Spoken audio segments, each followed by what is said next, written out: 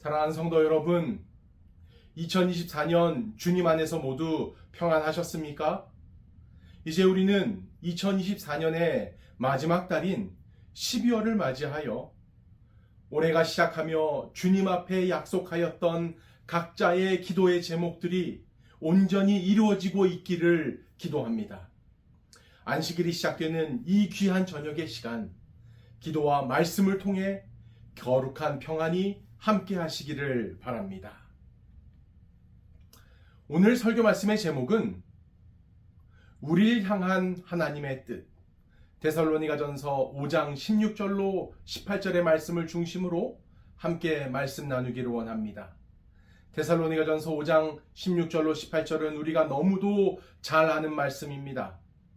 항상 기뻐하라, 쉬지 말고 기도하라, 범사에 감사하라.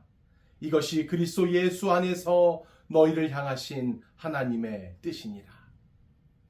오늘 본문의 말씀은 우리가 신앙생활을 하면서 가장 많이 들어본 탑10 말씀 중에 하나인 것일 것입니다. 그만큼 많이 들었을 뿐 아니라 외우고 있는 말씀이기 때문입니다. 자주 언급되고 사랑받는 말씀 중에 대표적인 말씀들은 어떤 것들이 있을까요? 지금 머릿속에 떠오르는 성경절들은 어떤 성경절들입니까? 아마 요한복음 3장 16절이 가장 먼저 떠오르신 분이 있으실 겁니다. 하나님이 세상을 이처럼 사랑하사 독생자를 주셨으니 이는 그를 믿는 자마다 멸망치 않고 영생을 얻게 하려 하십니다. 또한 시편 23편 1절의 말씀이 떠오르셨을 겁니다. 여호와는 나의 목자시니 내게 부족함이 없으리로다. 빌립보서 4장 13절의 말씀이 떠오르신 분도 계실 겁니다. 내게 능력 주시는 자 안에서 내가 모든 것을 할 수 있느니라. 또한 마태복음 6장 33절의 말씀도 있습니다.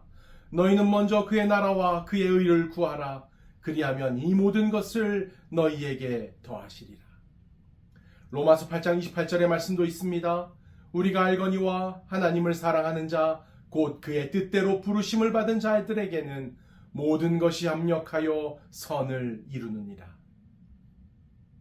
물론 더 많은 성경 말씀이 떠오르시겠지만 그 많은 말씀 가운데 오늘 말씀도 우리가 많이 접하는 말씀입니다. 오늘 본문의 말씀을 줄여서 우리는 이렇게 부르기도 합니다. 항, 쉬, 범. 항상 기뻐하라, 쉬지 말고 기도하라, 범사에 감사하라. 이처럼 너무도 잘 알고 있는 말씀이지만 때로는 너무 당연한 말씀이 가장 어려운 말씀일 때도 있습니다. 데살로니가전서 5장 16절은 항상 기뻐하라는 간결하면서도 강렬한 명령으로 시작하고 있는 말씀입니다. 이 편지가 쓰여진 배경을 이해하려면 당시 바울의 사역과 데살로니가 교회의 상황을 함께 볼 필요가 있습니다. 먼저 데살로니가전서는 사도 바울이 데살로니가 교회 성도들에게 보낸 편지입니다. 데살로니가 교회가 바울이 2차 전도 여행 중에 세워진 교회인데요. 데살로니가 교회는 유대인, 이방인, 그리고 헬라인들로 구성되어 있었습니다. 특히 바울이 그들에게 짧은 기간 머물며 신앙적으로 어리고 약한 교회임을 잘 알고 있었습니다. 바울은 왜 데살로니가 전서를 기록하였을까요? 시련과 고난과 박해 가운데 빠진 교인들에게 격려하기 위한 첫 번째 목적이 있었습니다. 데살로니가전서 2장 14절의 말씀입니다. 형제들아, 너희가 그리스도 예수 안에서 유대에 있는 하나님의 교회들을 본받은 자 되었으니 그들이 유대인들에게 고난을 받음과 같이 너희도 너희 동족에게 동일한 고난을 받았느니라. 데살로니가 교회는 설립 초기부터 큰 박해를 받고 있었지만 그런 가운데서 바울은 그들이 믿음을 굳건히 지키고 있다는 소식을 듣고 그들에게 고난 속에서도 흔들리지 않도록 격려하기 위함이었습니다. 데살로니가전서 1장 6절의 말씀입니다. 또 너희는 많은 환난 가운데에서 성령의 기쁨으로 말씀을 받아 우리와 주를 본받은 자가 되었으니. 데살로니가에는 처음부터 복음에 대한 반대가 강하게 일어났습니다. 이러한 환난은 바울이 떠난 후에도 계속해서 데살로니가 교인들을 괴롭히고 있었습니다. 그러나 데살로니가의 성도들은 많은 환난 가운데에서도 성령이 주시는 기쁨으로 환난을 넉넉히 이기고 있었던 것이죠. 특별히 데살로니가 교인들이 동족, 즉 동일한 국민이나 동포들에게 핍박을 받았는데요. 그 이유는 바로 데살로니가 사람들이 개종함으로 인해 이전의 관습, 즉 우상을 버리고 하나님 말씀에 따라 살고자 했기 때문이었습니다. 이처럼 이방 문화 속에서 살아온 사람들에게 예수 그리스도를 영접하는 일은 온갖 고난과 순환이 따르게 되는 어려운 일이었습니다. 디모데후서 3장 12절의 말씀입니다. 무릇 그리스도 예수 안에서 경건하게 살고자 하는 자는 박해를 받으리라. 고난에 관하여 신자는 주님의 고난에 참여하도록 허락된 정도만큼의 기쁨을 누린다고 말하였습니다. 맞습니다. 데살로니가 교인들은 복음을 받기 전에는 죄의 세력에 매이는 생활을 하였으나 복음을 받아들인 후에는 전혀 다른 삶을 살아가고 있었던 것입니다. 다시 말해 죄악된 삶을 버리고 성령의 능력의 힘을 입어 삶을 살아가려고 핍박 가운데 서 있었던 것이지요. 결국 데살로니가 교인들은 핍박을 통해 우리와 주를 본받은 자가 되었다는 칭찬을 얻게 됩니다. 그렇다면 이 말씀 가운데 우리를 본받았다 말하고 있는 우리는 누구일까요? 데살로니가전서 1장 1절의 말씀을 보시면 바울과 실라와 디모데는 이렇게 시작합니다. 하나님 아버지와 주 예수 그리스도 안에 있는 데살로니가의 교회에 편지하노니 은혜와 평강이 너희에게 있을지어다. 즉 데살로니가 교인들은 그들에게 편지하는 바울을, 실라를, 디모데를 본받은 자가 되었다는 것입니다. 그렇다면 실라와 디모데는 바울에게 어떤 사람들이었으며 어떤 존재들이었을까요? 우선 실라는 로마 시민권을 가진 유대인으로서 자신의 목숨을 아끼지 않았던 신실한 그리스도의 일꾼이었습니다. 바울과 함께 전도 여행을 하면서 빌립보에서는 혹독한 매를 맞고 감옥에 갇히기도 했으며 데살로니가에서는 교회 설립에 지대한 공헌을 하였음에도 불구하고 사람들이 바울과 실라를 따르는 것을 시기하여 성난 폭도들에게 쫓기어 도망하는 지경에 이르기도 하였지요. 또한 디모데는 디모데전서 1장 2절의 말씀을 통해 사도된 바울은 믿음 안에서 참 아들된 디모데에게, 바울은 디모데를 믿음 안에서 참 아들이라고 표현할 정도로 믿고 신뢰하였던 깊은 관계의 사람이었습니다. 디모데는 바울과 실라가 도망치듯 데살로니가를 떠났을 때에도 그곳에 계속 남아 복음을 전하였을 뿐 아니라 바울에게 데살로니가 교회가 직면한 어려운 일들을 알려주었고 데살로니가 교회가 짧은 역사에 비해 신앙생활의 모범을 보이며 박해를 받는 가운데에서도 꿋꿋하게 믿음을 지켜간다는 기쁜 소식과 함께 그럼에도 불구하고 교인들 사이에 종말에 대한 잘못된 인식이 만연함으로써 신앙적으로 많은 어려움을 겪고 있다는 안타까운 소식도 전해주었던 인물이지요.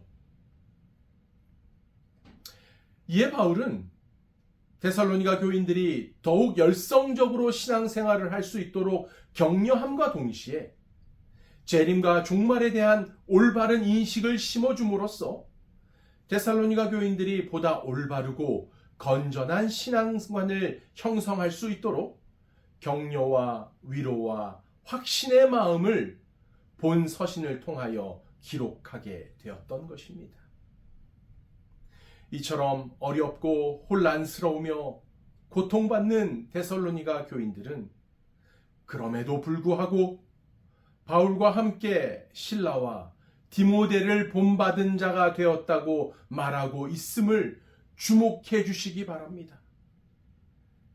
사랑하는 재림교회 성도 여러분, 신앙은 본받는 것입니다. 데살로니가 교인들이 바울과 실라와 디모데를 본받은 자들이 된 것처럼 결국 우리의 신앙은 예수 그리스도를 본받은 신앙인이 되어야 한다는 뜻입니다. 그러므로 주의 복음을 증거하는 재림교회 성도 여러분, 우리의 신앙이 말뿐인 신앙이 아니라 오늘 나의 생활하는 행동에서도 모본의 모습이 비춰지기를 간절히 기도합니다. 나의 신앙의 모습이 가장 가까운 가족들에게서부터 시작하여 함께 신앙을 하고 있는 교회의 성도들과 새롭게 만나는 모든 영혼들에게 본이 되는 믿음의 신앙이 될 수 있기를 간절히 소원합니다. 데살로니가 교인들은 바울이 전한 복음을 믿음으로 순종한 결과 바울의 신앙을 본받는 자들이 되었고 또한 그리스도를 본받는 자들이 될 수 있었던 것입니다. 바울은 그의 서신에서 곳곳에 있는 성도들에게 자신을 본받는 자들이 될 것을 권면하고 있는 말씀을 찾아볼 수 있습니다. 고린도전서 4장 16절과 11장 1절, 빌립보서 3장 17절의 말씀이 이와 같은 의미인 것입니다. 두 번째, 바울이 데살로니가 전서를 기록한 이유는 신앙의 성장과 거룩한 삶을 권면하기 위함이었습니다. 바울은 성도들이 신앙 안에서 성숙해지고 하나님 앞에서 거룩한 삶을 살도록 가르쳤습니다. 데살로니가 전서 4장 1절의 말씀입니다. 그러므로 형제들아, 우리가 끝으로 주 예수 안에서 너희에게 구하고 권면하노니 너희가 마땅히 어떻게 행하며 하나님을 기쁘시게 할 수 있는지를 우리에게 배웠으니 곧 너희가 행하는 바라 더욱 많이 힘쓰라. 바울의 권면은 단순히 윤리적 교훈이 아니라 하나님 나라의 백성답게 살아가도록 성도들을 이끌기 위한 목회적 가르침이었습니다. 특히 거룩한 삶, 성도 간의 사랑, 그리고 그리스도인의 일상적 태도에 대한 권면이 강조되어 있습니다. 바울이 데살로니가 전서를 기록한 세 번째 이유는 예수 그리스도의 재림에 대한 교훈 때문입니다. 데살로니가 교회는 예수 그리스도의 재림에 대해 오해와 궁금증을 가지고 있었습니다. 특히 재림 전에 죽은 성도들의 상태에 대한 불안함과 혼란이 있었습니다. 바울은 그리스도의 재림이 확실하며 죽은 자도 부활할 것임을 가르쳐 그들의 믿음을 견고히 하고자 하였던 것입니다. 데살로니가 전서 4장 14절의 말씀입니다. 우리가 예수께서 죽으셨다가 다시 살아나심을 믿을진대 이와 같이 예수 안에서 자는 자들도 하나님이 그와 함께 데리고 오시리라. 바울이 데살로니가 전서를 기록한 네 번째 이유는 성도들이 서로 사랑하고 교회를 평안하게 유지하며 서로를 존중하고 성령의 역사를 따를 것을 당부하기 위함이었습니다. 데살로니가 전서는 사도 바울이 데살로니가 교회의 성도들을 향한 사랑과 걱정으로 기록한 위로와 격려의 편지입니다. 고난 중에도 믿음을 지키며 성숙해가는 성도들에게 바울은 하나님의 위로와 재림의 소망을 전하며 그리스도 안에서의 승리를 권면하였습니다. 이 편지는 오늘날의 교회와 성도들에게도 여전히 깊은 교훈과 영적 도전을 제공하고 있습니다. 데살로니가전서 5장 16절에서 바울은 항상 기뻐하라고 명령하고 있는데요. 이는 간단한 말 같지만 고난 속에서 살아가는 성도들에게는 매우 도전적인 요구인 것은 분명합니다. 그런데 바울 자신도 항상 기뻐할 수만은 없는 상황이었습니다. 바울도 고난을 겪고 있었기 때문이지요. 바울이 전한 항상 기뻐하라고 기록한 대표적인 구절들을 좀 살펴보면 당시 그가 처해 있던 상황이 기뻐할 수만 있는 상황은 아니었음을 우리는 알아차릴 수 있습니다. 바울은 이 말씀을 전할 때 단순히 평안한 환경이 아닌 고난과 어려움 속에서도 신앙의 기쁨을 통해 항상 기뻐할 수 있도록 권면하고 있었습니다. 대표적인 말씀을 좀 찾아보겠습니다. 빌립보서 4장 4절의 말씀입니다. 주 안에서 항상 기뻐하라. 내가 다시 말하노니 기뻐하라. 빌립보서는 바울이 로마 감옥에 갇혔을 때의 옥중서신 중 하나의 편지입니다.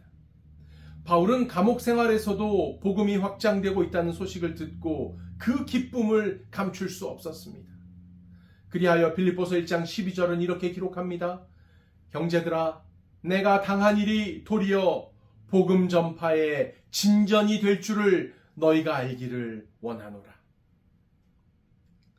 바울은 감옥에 갇힌 상태였지만 환경이나 외부적 조건에 좌우되지 않고 오히려 주 안에서의 기쁨을 강조하며 성도들에게도 같은 기쁨을 가지도록 권면하였던 것입니다. 또한 고린도후서 6장 10절의 말씀입니다.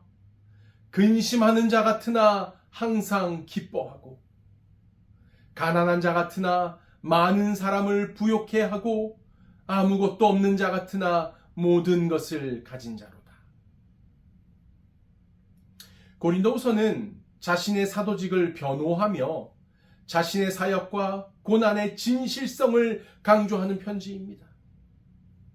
그는 고난과 핍박을 포함한 모든 사역의 상황을 상세히 나열하며 외적으로는 어려움 속에 있었지만 하나님 안에서 기뻐하는 삶을 간증하였던 것입니다.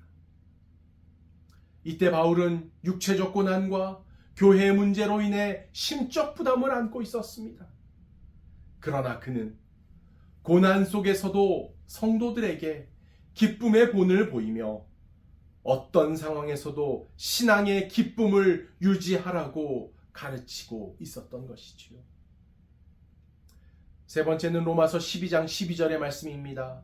소망 중에 즐거워하며 환난 중에 참으며 기도에 항상 힘쓰며.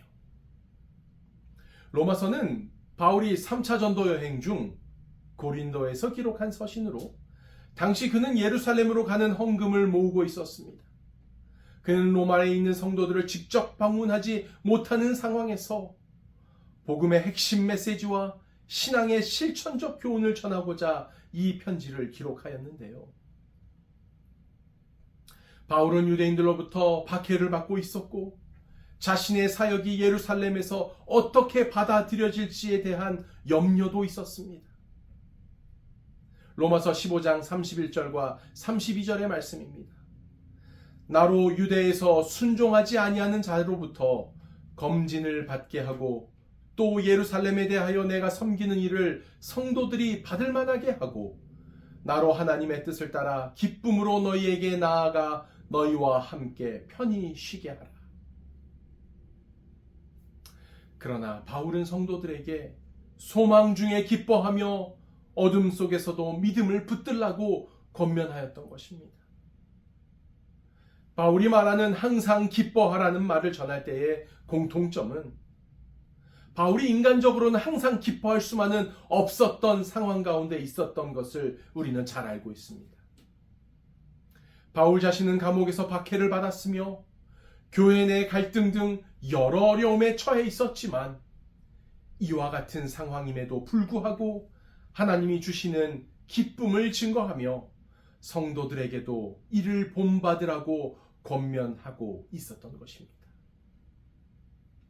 사랑하는 성도 여러분, 바울은 데살로니가전서 5장 16절과 빌립보서 4장 4절, 고린도후서 6장 10절, 그리고 로마서 12장 12절을 통하여 항상 기뻐하라는 메시지를 반복해서 강조하고 있습니다.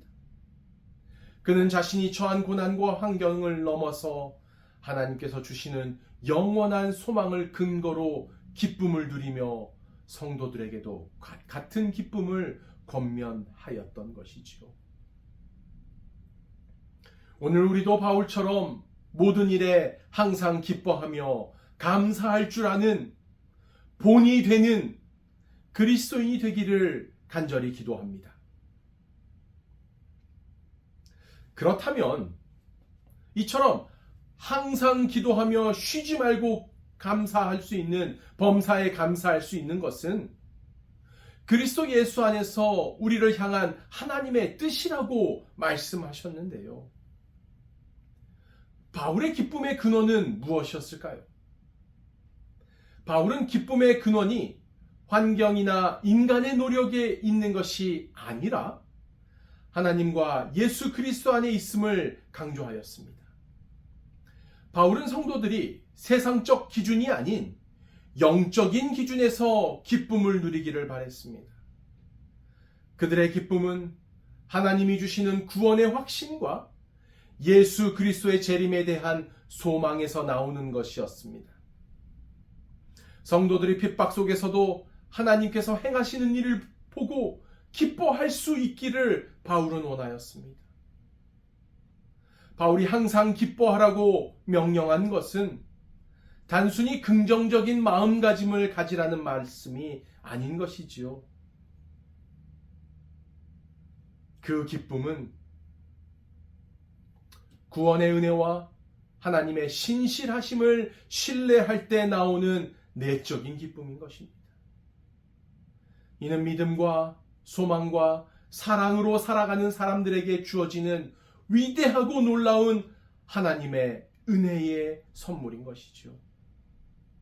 바울은 데살로니가 성도들뿐만 아니라 오늘날의 그리스도인들에게도 환경에 상관없이 하나님 안에서 기뻐하라는 권면을 전하고 있습니다. 우리의 삶에 인간적인 관점이나 시점에서 들여다본다면 솔직히 기뻐하기보단 근심하고 슬퍼하고 괴로워야 할 많은 어려움과 아픔이 먼저 보인다는 것은 사실일 것입니다. 하지만 하나님의 선하신 뜻 안에서 나를 통해 역사하실 하나님의 놀라운 소망으로 인하여 그리스도 안에서 항상 기뻐하는 믿음의 삶을 살아가시길 주님의 이름으로 축원합니다. 그렇기 때문에 우리를 향한 하나님의 뜻을 쉬지 말고 끊임없이 기도하는 것으로 찾을 수 있어야 하는 것이죠. 쉬지 말고 기도하라는 말씀은 성경 곳곳에서 이미 주신 말씀입니다. 누가복음 18장 1절에서 예수님께서는 그들에게 항상 기도하고 낭망하지 말아야 할 것을 비유로 말씀하셨습니다. 믿음의 삶에서 절망하지 않고 하나님께 나아가 끈질기게 기도해야 함을 가르치신 것이죠. 에베소서 6장 18절에서는 모든 기도와 간구를 하되 항상 성령 안에서 기도하고 이를 위하여 깨어 기도하기를 항상 힘쓰며 여러 성도를 위하여 구하라라고 말씀하셨습니다. 성령의 인도하심 속에서 지속적이고 전적으로 기도하며 영적 전투를 준비할 것을 권면하고 있는 것이지요. 기도는 삶 속에서 믿음의 힘을 유지하고 하나님의 뜻에 동행하는 가장 위대하고 중요한 수단임을 누가복음과 에베소서는 말하고 있는 것입니다. 그렇게 기도는 하나님의 뜻을 묻고 그 뜻을 구하고 그 뜻대로 순종하며 살 수 있는 힘을 구하는 것입니다. 그것이 쉬지 않고 기도하는 것입니다. 우리는 쉬지 말고 끊임없이 하나님께 뜻을 묻고 분별하여 주시는 힘을 공급받아 살아갈 수 있는 저와 여러분이 되어야 할 것입니다. 영어 단어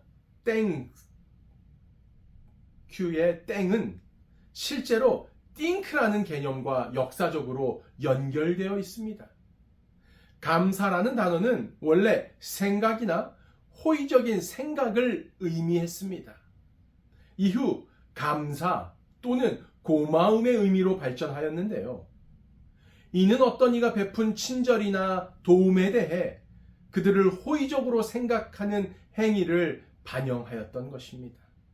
즉 누군가에게 땡큐 할 때 감사한다는 것은 그들의 행동을 주의 깊게 think하고 인식하며 감사의 마음을 표현하는 행위를 말하는 것입니다. 사랑하는 성도 여러분, 2024년 한 해를 인도하신 하나님의 모든 일에 감사하시기 바랍니다. 그리고 그 감사에 대하여 깊이 그리고 온전히 생각해 보시기 바랍니다. 모든 일에 감사함을 느끼며 찬양하게 되는 거룩한 안식일이 되길 바라며 말씀을 마치겠습니다. 다 함께 기도하시겠습니다. 사랑하는 하나님, 2024년을 돌보아 주시고 인도하여 주시고 동행해 주셔서 감사합니다. 부족한 인간의 시선으로 비교하며 감사하지 못한 모든 일들을 용서해 주시옵소서. 오늘 나에게 허락하신 모든 것들이 주님의 은혜이며 기쁨임을 고백하오니 놀라운 주님의 사랑을 생각하게 하시고 기억하게 하시며 감사하게 하여 주시옵소서.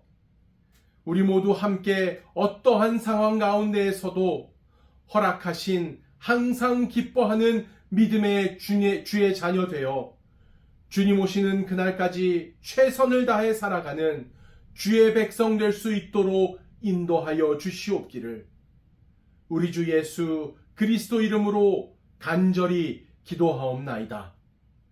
아멘.